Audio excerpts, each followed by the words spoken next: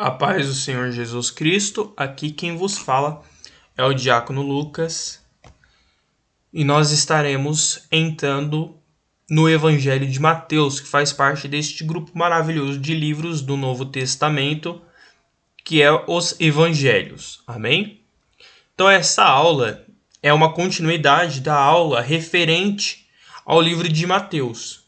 Nós havíamos falado um pouco sobre como foi escrito o Evangelho de Mateus, as diferenças e as peculiaridades relativas ao Evangelho escrito pelo apóstolo e evangelista Mateus, mas hoje nós vamos falar um pouco sobre este livro que foi escrito pelo Marcos, ok?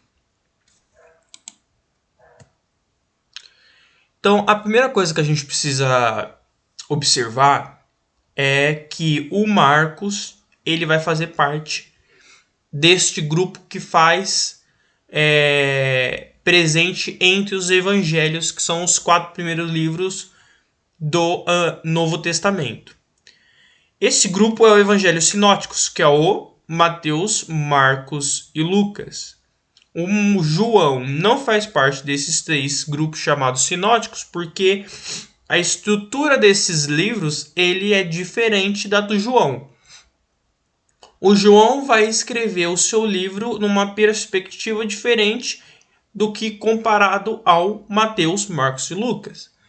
Só que é interessante nós observarmos porque os eruditos, os biblistas, os teólogos chegaram a um consenso, estudando a origem dos livros, que o livro de Marcos é o livro que deu início à escritas dos demais evangelhos. Ele foi o primeiro evangelho a ser escrito, justamente pela fonte que foi bebida tanto de Mateus quanto de Lucas após a escrita do livro de Marcos. Ou seja, Marcos escreveu e o Mateus e o Lucas usaram dessa fonte, dessa escrita, muito desse material para depois escrever os seus livros. Apesar do Mateus ser um evangelista, ser o discípulo que andava junto com Cristo, o Marcos não teve essa possibilidade de estar próximo a Jesus como Mateus tinha. Mas o Marcos ele teve uma busca muito grande por fontes que estiveram próximo a Jesus e os demais discípulos foram auxiliados, melhor dizendo, na escrita a partir do material que havia já escrito o Marcos. E isso é interessante porque nós vemos como os evangelhos são parecidos justamente por essa situação de comparação entre os evangelhos. Cada um vai ser escrito para um público diferente. Cada um vai ser escrito de uma maneira diferente e apresentado situações que apenas ele vai abordar. Mas mesmo assim, nós vemos que a estrutura, às vezes a cronologia, muitos milagres ou sermões que Jesus deu são parecidos justamente por essa situação. Outra coisa interessante que nós podemos observar é que dos 4 evangelhos, o evangelho do Marcos é o que é o mais resumido. Ele vai tratar essa corrente cronológica do livro de uma forma mais resumida, comparado aos evangelhos do Mateus e do Lucas dentro do evangelho sinóticos. Quem foi o Marcos, então? Então, se o Mateus era o discípulo de Jesus, um dos 12, e depois se torna apóstolo, Marcos, ele foi um jovem parente de Barnabé, que foi o companheiro do Paulo na sua primeira viagem missionária. Então, Barnabé foi chamado pelos apóstolos para observar o crescimento da igreja, alguns pontos específicos no qual a igreja se expandia, os cristãos cresciam, a igreja estava tomando proporções na qual exigia-se alguém para estar cuidando dessas pessoas, os apóstolos estavam em Jerusalém. Só que a igreja começou a expandir para outras cidades e outras regiões. E Barnabé foi o homem levantado pelos apóstolos para cuidar dessas regiões. Barnabé, por sua vez, chama Paulo. E logo em seguida se inicia a primeira viagem missionária. Só que Barnabé tinha um parente que ele levou junto, que é o Marcos. Alguns acreditam que era um primo do Barnabé. Outros que ele era sobrinho de Barnabé, ou seja, Barnabé era seu tio. Mas, de qualquer maneira, ele era um parente de Barnabé. Uma discussão interessante nós vemos, durante a história sobre o Marcos, é que o Marcos, nós não sabemos o motivo, ele decide na primeira viagem voltar para sua casa. E quando é iniciada a segunda viagem missionária, no qual eles estão para iniciar, o Barnabé quer levar o Marcos de novo, e o Paulo não aceita justamente pela volta na primeira viagem missionária do Marcos. Por essa feita, o Barnabé quer levar Marcos, o Paulo não aceita, eles não fazem mais esta viagem juntos, eles se separam. Só que no final da sua vida, próximo, o Paulo está escrevendo uma carta e solicitando algumas coisas. Ele está pedindo a sua capa, está pedindo os seus livros, está pedindo que seja entregue o mais rápido possível, porque ele está em Roma e está próximo a morrer. E ele pede o Marcos que seja levado até ele, porque o Marcos, ele reconhece que ele é útil na obra de Deus. Então, uma discussão que havia sido iniciada com Barnabé justamente por Marcos, nós vemos que o Marcos ele ainda foi um grande homem de Deus, um trabalhador, ele foi reconhecido pelo próprio Paulo, amém? Então, o Marcos ele não foi só o escritor, ele também trabalhou na obra de Deus.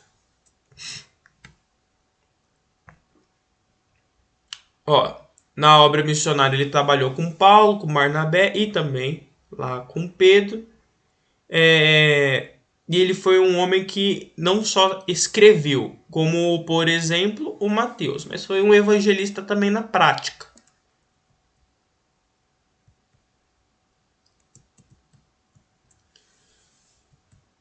Vamos adiantar aqui um pouquinho. Então, veja bem, vamos abordar um pouco sobre os propósitos do Evangelho de Marcos. Então, assim, o Mateus ele teve o propósito para apresentar aos judeus e apresentar Cristo como o Messias que ele era aguardado, como o Messias que vem da linhagem de Davi. O Marcos ele vai escrever o seu evangelho em uma época conturbada da história da igreja primitiva, pois a perseguição da igreja estava assim no seu ápice. Estava tomando proporções enormes. Ele escreveu na época da perseguição pelo imperador Nero.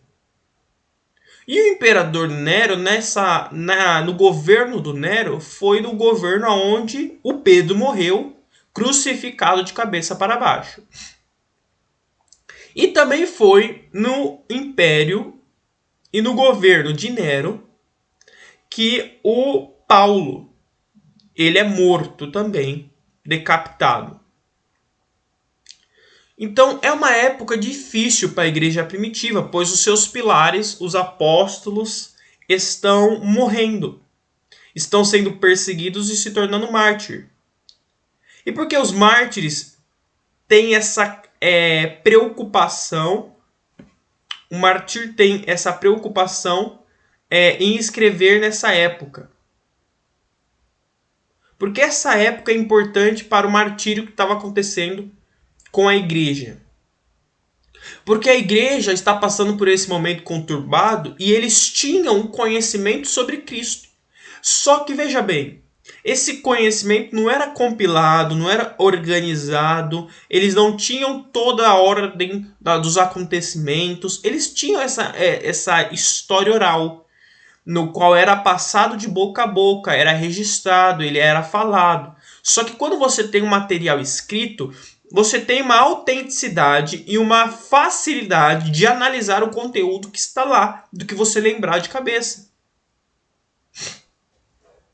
Então a vida de Jesus era mais uma história oral até então do que um registro histórico.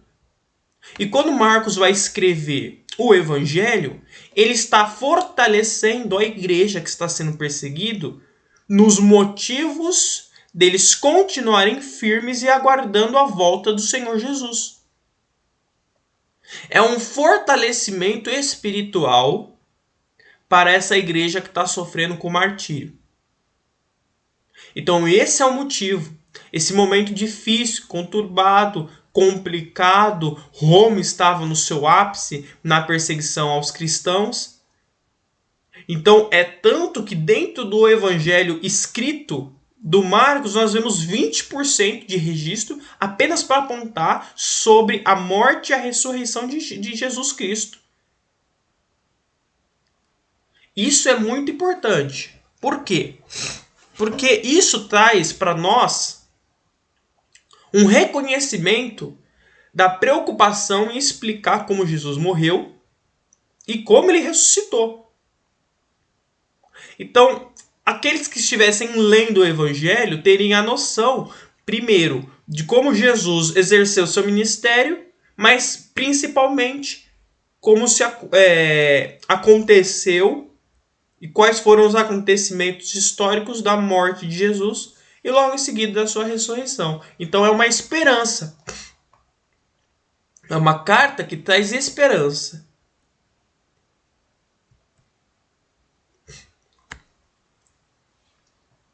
As fontes informativas utilizadas por Marcos são muito interessantes. Por quê? Porque ele vai se embasar principalmente para a escrita do seu livro, os relatos de Pedro. Então Pedro, entre muitos outros, mas principalmente Pedro, foi a fonte da explicação dos acontecimentos da vida do Senhor Jesus Cristo para que Marcos pudesse escrever então o seu livro. Por isso que o Marcos, ele é um livro que mesmo Marcos não sendo um dos discípulos próximos a Jesus, ele é reconhecido como verídico, aquilo que ele escreve, porque ele buscou fontes que tinha esse conhecimento, muito parecido com Lucas. Então, o Mateus e o João eram discípulos próximos de Jesus que viram os acontecimentos, mas o Lucas e o Marcos não. Então, como nós podemos averiguar se aquilo que está escrito nesses evangelhos são realmente verdade?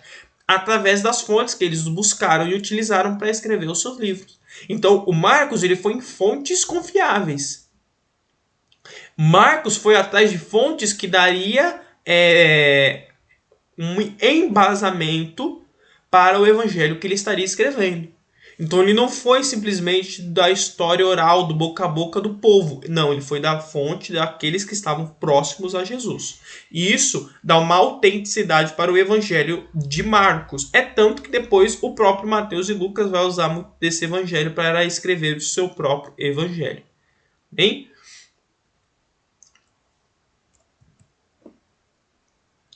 Só que mesmo sendo parte do evangelho sinótico, tendo essa particularidade parecida entre eles,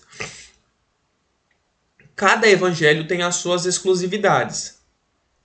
E o evangelho de Marcos não é diferente.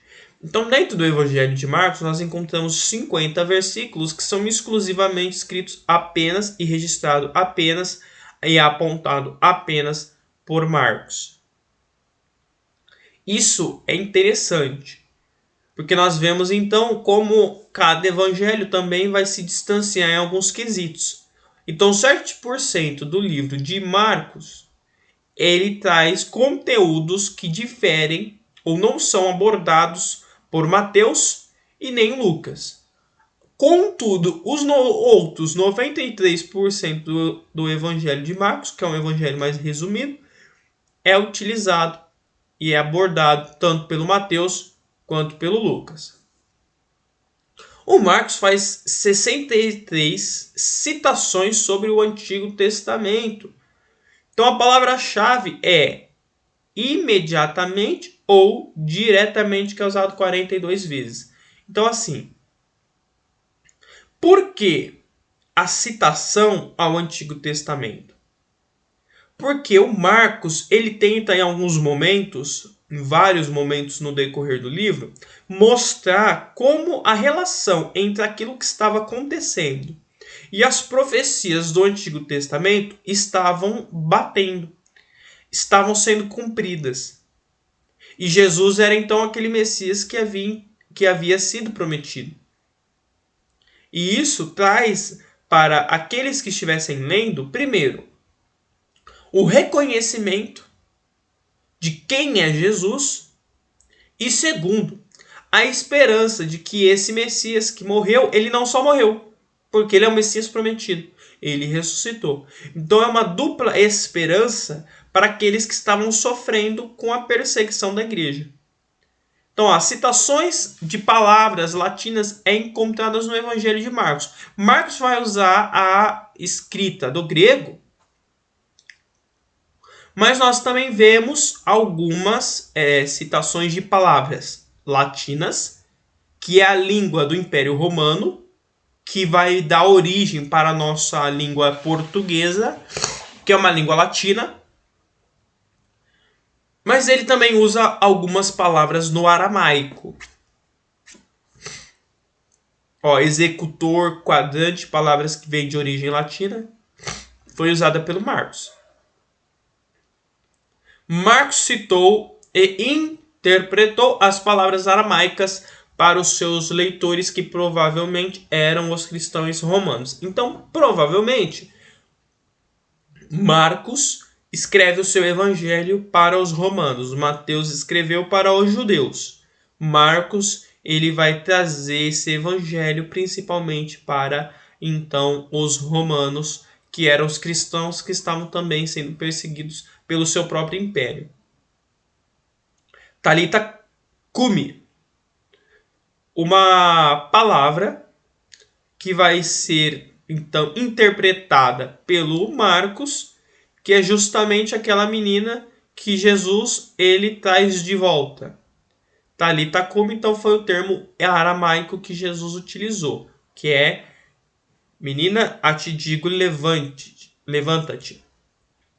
Efata e Gólgota, palavras originais de aramaico, só que elas são traduzidas pelo próprio Marcos para que os romanos, a igreja que estivessem lendo este livro, entendessem o que estava acontecendo. Veja bem, são 3 línguas. O aramaico, então, é a língua que é utilizada pelo povo hebreu nessa época, principalmente. A língua grega é a língua cultural, a língua dos estudiosos. É o nosso inglês atualmente, onde todo mundo sabe o inglês, todo mundo precisa do inglês, é uma ferramenta necessária. E nós temos o latim, que é a língua do Império Romano. O Marcos, ele vai escrever no grego, porque é a língua dos estudiosos. E é a língua que vai dar embasamento e autoridade para a escrita que ele vai realizar. É uma língua onde todo mundo, quase todo mundo, vai ter acesso, porque é uma língua muito conhecida. Ele vai apontar alguns textos em aramaico para apontar como a região em que ele estava trabalhando e aquilo que foi dito está ligado à origem de Jesus. Mas ele também vai apontar algumas coisas no latim, porque é o público para quem ele está escrevendo. 41 parábolas que é registrada por Marcos vai fazer sintonia com os evangelhos sinóticos. Só que 8 delas, apenas 8, são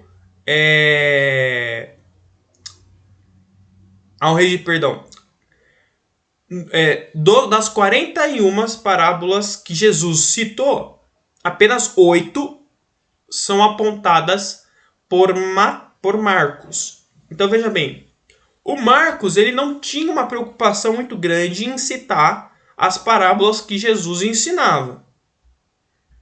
Ele não vai se preocupar muito com os ensinamentos através das parábolas que Jesus estava trazendo para o povo.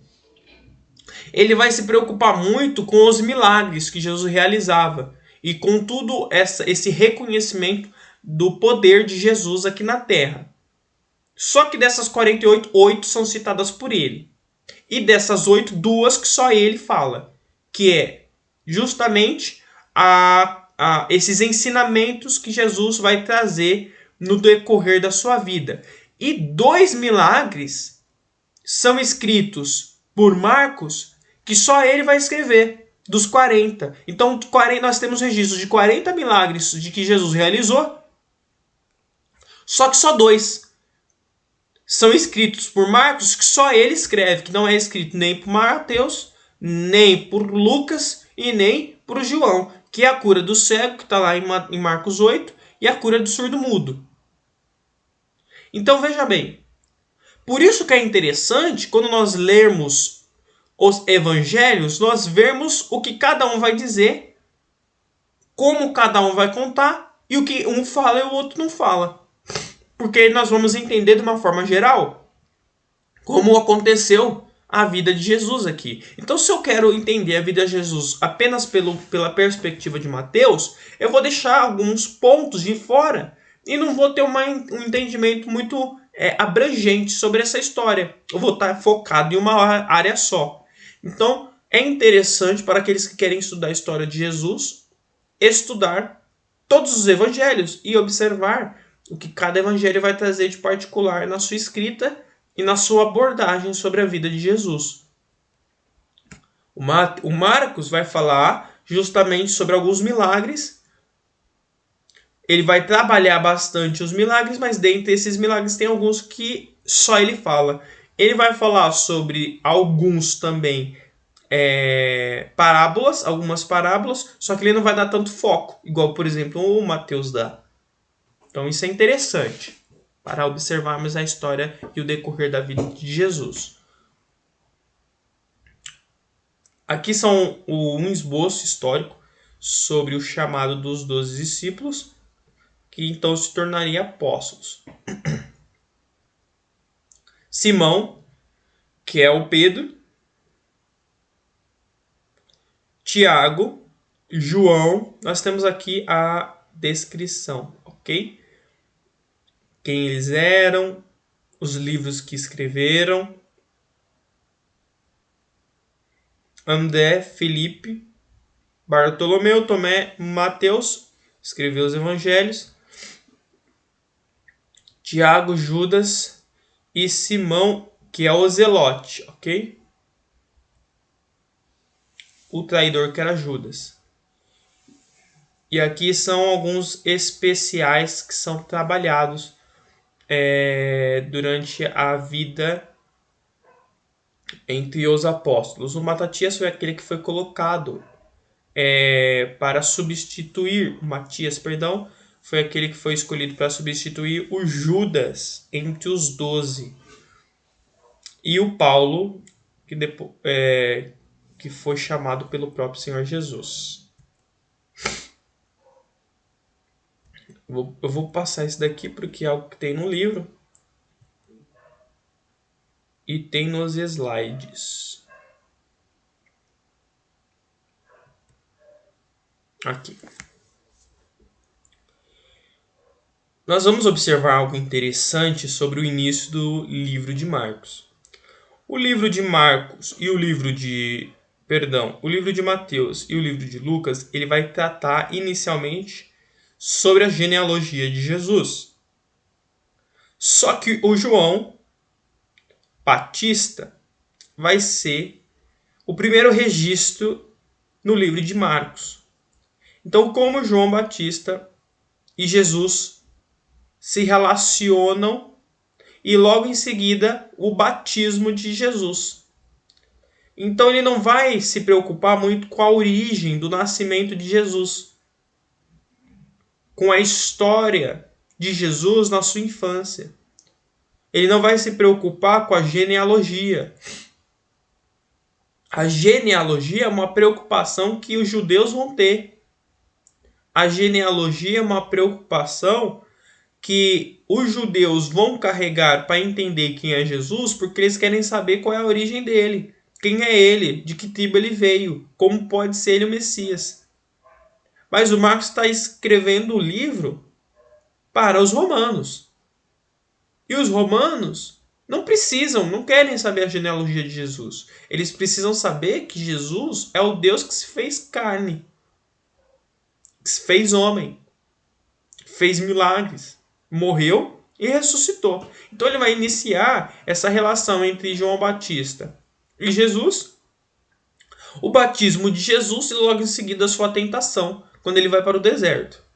Aqui é representada por uma figura, uma imagem de Jesus sendo batizado pelo João Batista.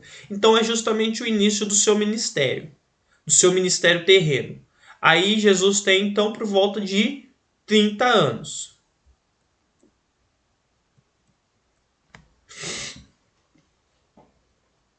Ele vai tratar sobre o chamado dos discípulos, como como Jesus então reconheceu e chamou os seus discípulos. Ele vai falar um pouco ele vai falar muito sobre curas. Ele vai falar muito sobre milagres. Ele vai falar também sobre parábolas e ensinamentos. Mas o foco aqui do João é mostrar os milagres que Jesus fez e mostrar também como os discípulos foram chamados e o seu ministério aconteceu ao lado de Jesus Cristo. A maior parte do evangelho de Mateus, Marcos e Lucas, ele vai ser localizado no ministério de Jesus na Galileia. Diferente do evangelho de João. João, ele vai escrever muito do ministério de Jesus em Jerusalém.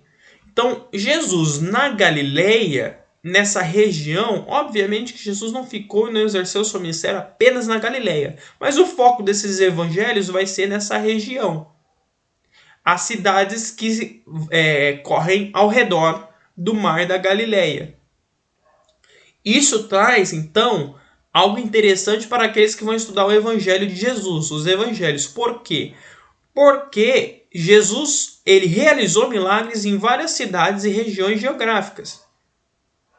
Ele vai para Samaria, ele volta, vai para Galileia, ele vai para Jerusalém, ele está ao caminho, ele está em tal lugar. Isso é interessante para nós observarmos como durante o seu ministério as localidades onde Jesus passou. Então o Marcos ele vai ter essa preocupação em trabalhar essa região. Ok? Ele também vai falar sobre os milagres que Jesus realizou a caminho de Jerusalém e em próprio Jerusalém, mas comparado à região da Galileia, ele vai falar consideravelmente menos. Ele vai trabalhar também sobre a ressurreição e a morte de Jesus, a paixão, que é justamente a sua entrega à morte e de logo em seguida a sua ressurreição.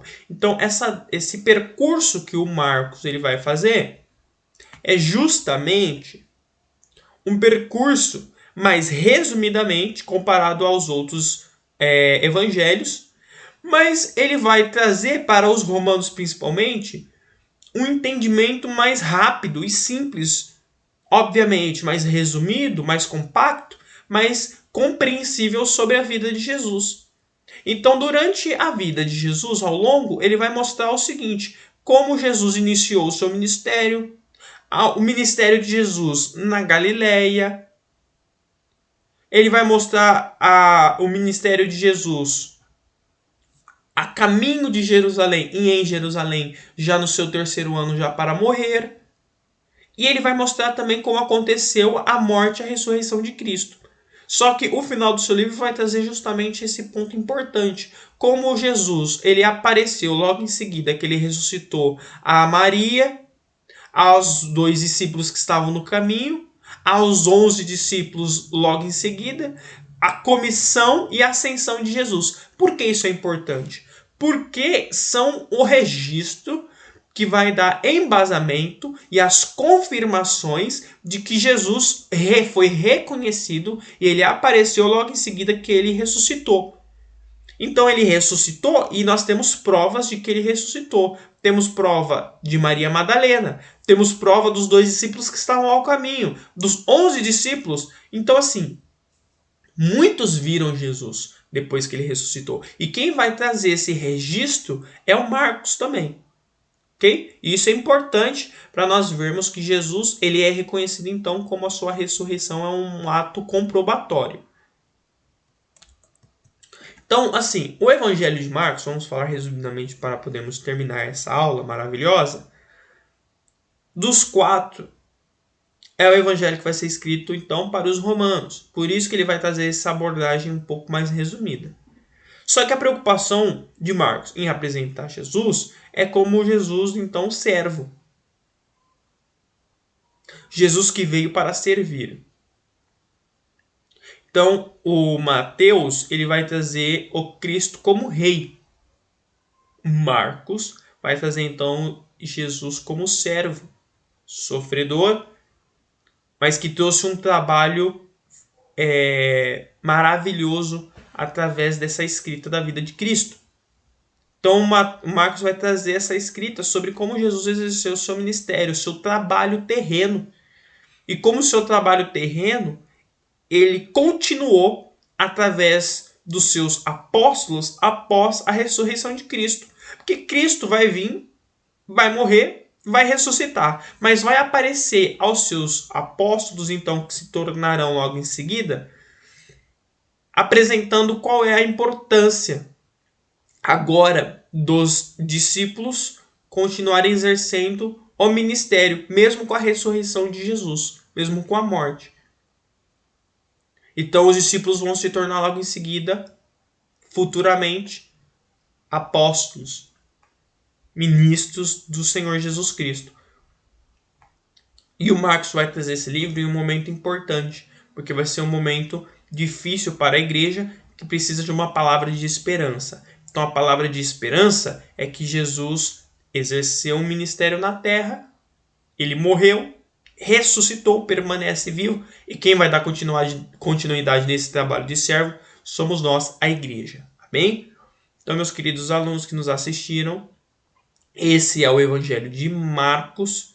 Eu agradeço pela presença de todos que nos assistiram, que todos sejam edificados por esse ensinamento maravilhoso sobre este Evangelho de Jesus Cristo e que nós possamos crescer e ser abençoados por ele. Amém? Paz do Senhor Jesus, que Deus abençoe a todos e permitindo Deus estaremos então lecionando as próximas aulas sobre os Evangelhos, com Lucas e João. Deus abençoe, a paz do Senhor.